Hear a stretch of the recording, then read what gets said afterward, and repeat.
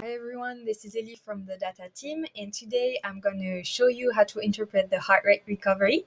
So I took two examples, one Aryan, who is a very good horse, and a future performer that we'll look at a bit later. That is a 2-year-old that still not has the perfect fitness, still building up the fitness, so that we have two different examples. So the first one, Aryan, if we take a look at his key parameters, first we have the speed here, then the cardio, and then locomotion on the last line. What will be interesting for us today is really the heart rate, but you can never analyze recovery without having first a look at the speed, because of course, based on how fast you go, you will not have the same recovery, and that's normal. So here in terms of speed, he went up 60 kilometers per hour and was in almost 39 seconds for the best 600 meters. But what you need to know about this track here, it is an uphill track on the sand, so it's can be quite a difficult track, and it's pretty normal that you do not reach a super high speed. So it's already quite a fast work for this track. So now that we know that, we can analyze the recovery. So first we have max heart rate. What you need to know about max heart rate is that it's very specific for each horse. Every horse will have a different max heart rate, and it does not mean that one is better than the other. It's not linked to performance at all.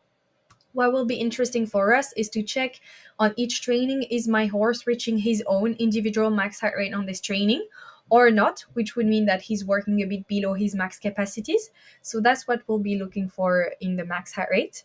And we always analyze recovery in percentage of max heart rate to put everyone on the same level when doing the analysis, and this enables us to compare horses together on the same level.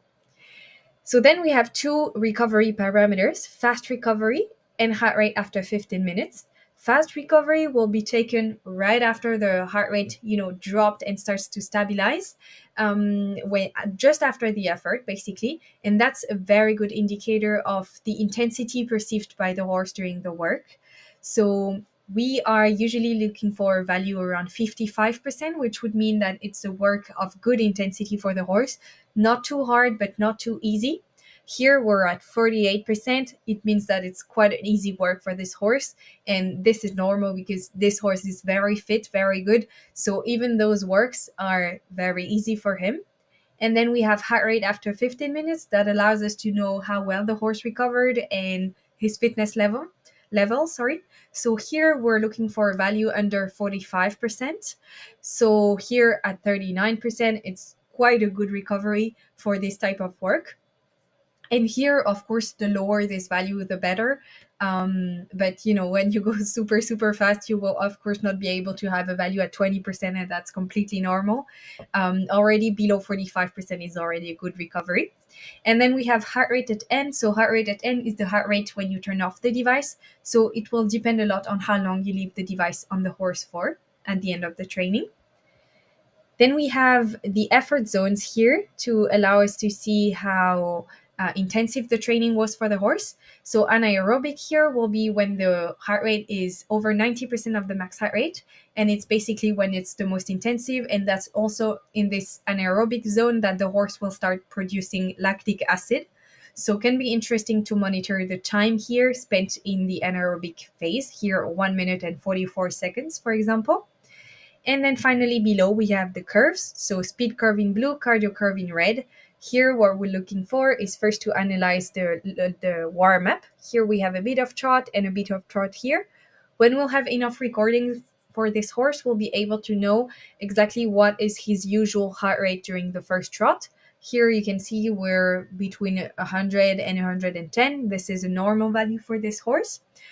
If one time we have an unusually high heart rate at warm-up, for example, 150, can means that something is not going right with this horse, maybe a bit of pain or something not going right with him, and that could be worth investigating a bit more. Then we have the cardio curve.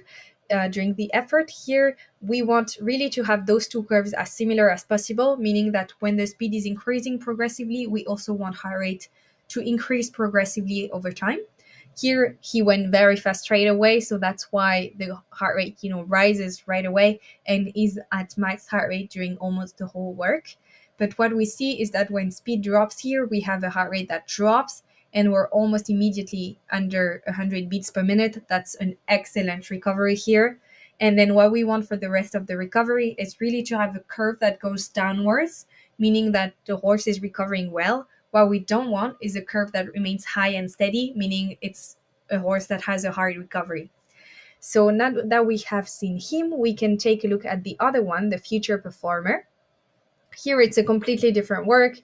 He goes a lot faster, as you can see, but this is very intensive for him. He's far over the 55% target, very intensive work.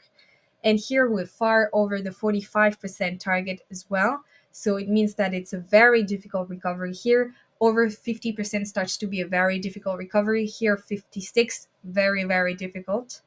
And if we take a look at the curves, we can see here that the curve remains very high and quite steady for a while here, for more than a kilometer, before starting very slowly to go back down. And we almost never go back under 100 beats per minute, only after, more than 4 kilometers of walk.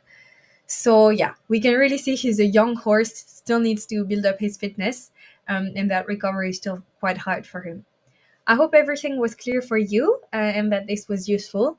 As usual, feel free to ask your questions to the Arioneo team, and we'll be very happy to help you. Have a great day. Bye bye.